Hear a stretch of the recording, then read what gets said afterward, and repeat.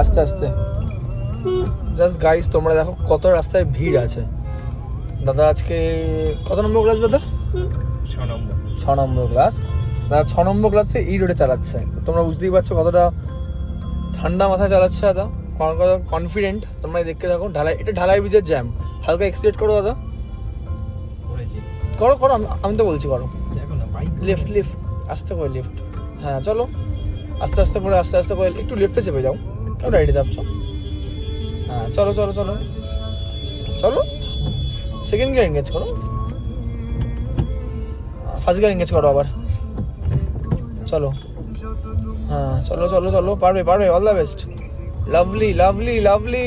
চলো চলো চলো, এক্সিলেট করো হালকা করে। ফার্স্ট গিয়ার আছে এটা, করো না, আমি তো বলছি।